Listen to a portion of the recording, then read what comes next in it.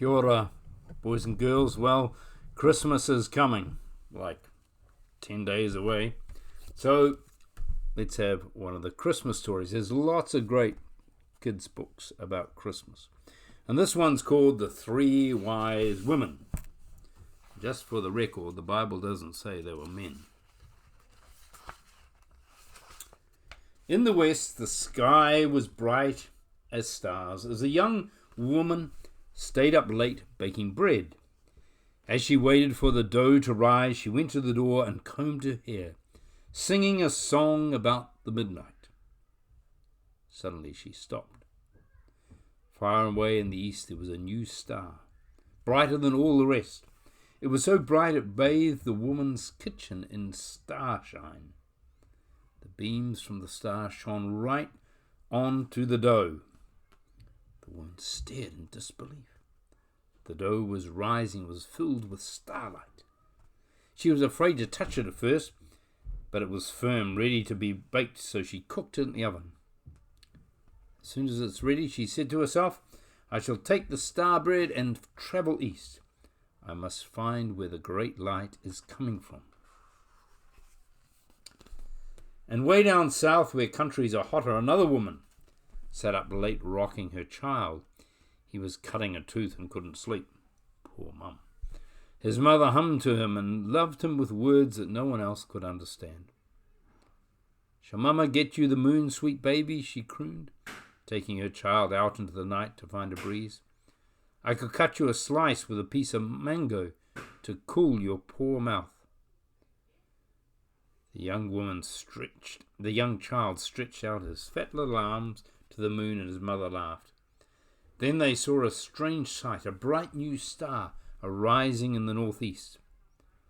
Starlight shone on the child's face, making him smile. His mother watched in silence, her heart filled with a desire to leave her village and follow the bright star.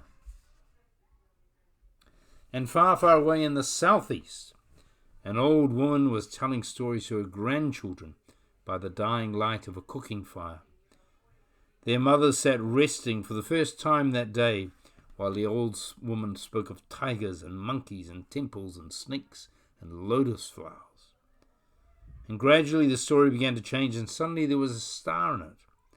Just like that star up over there in the northwest, said the old woman.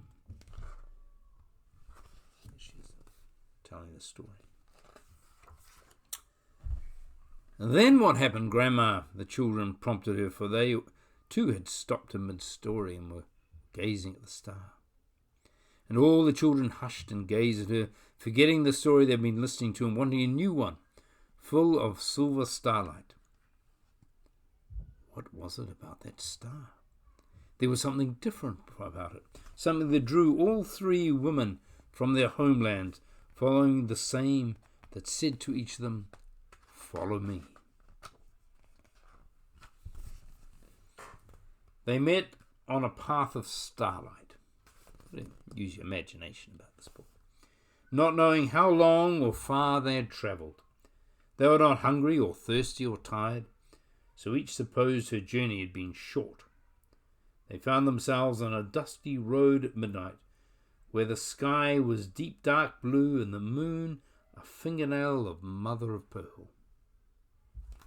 And not a camel in sight. Oh, camels are coming, I think. Each woman looked towards her own bright star, which seemed to stand still over a huddle of houses. The end of our journey, said the grandmother. Let me carry your baby for a while, said the young woman to the mother. And they all walked together through the hills, past sleeping shepherds, down to the town. So the three women of three different ages. The star stayed where it was, growing ever brighter and bigger. It threw down great white spears of starlight onto a small white building with a thatched roof. The young woman started when she saw people coming out of the building and gave the baby back to his mother. They all watched as men in fine robes and their servants mounted on camels and rode away. Others have followed the star before us, said the mother. Suddenly all three women were afraid. "We've come so far," said the young woman. "We must go inside."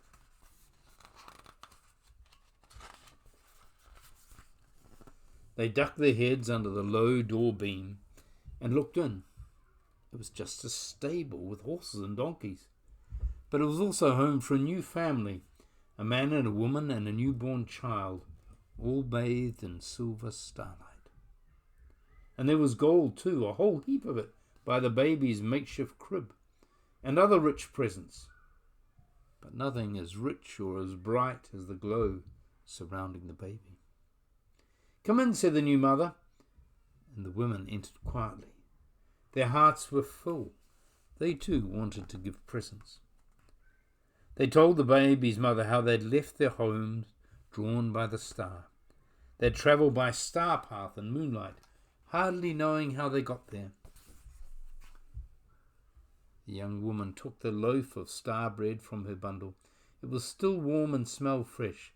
She gave it to the baby's mother, and although he was too young to eat it, the baby touched the loaf as if to bless it.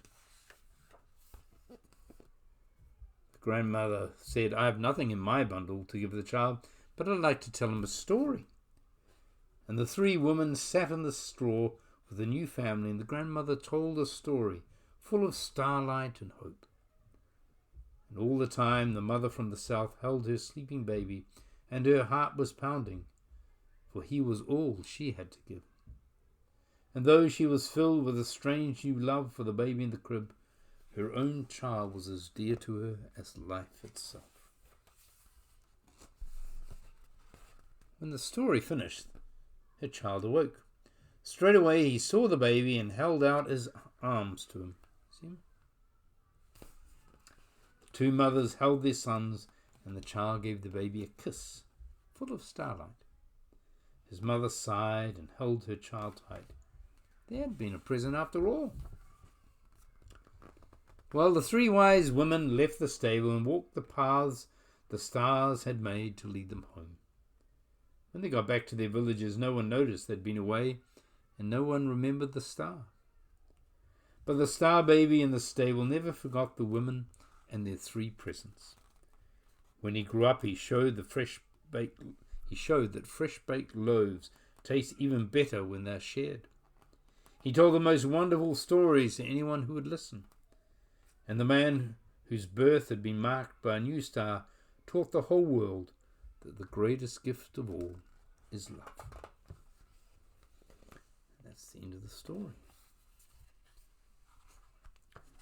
So their gifts weren't gold, frankincense and myrrh, which all of us have scratched our heads to understand why you'd give those to a baby. Their gifts were bread and stories and love. Quite nice presents for Christmas.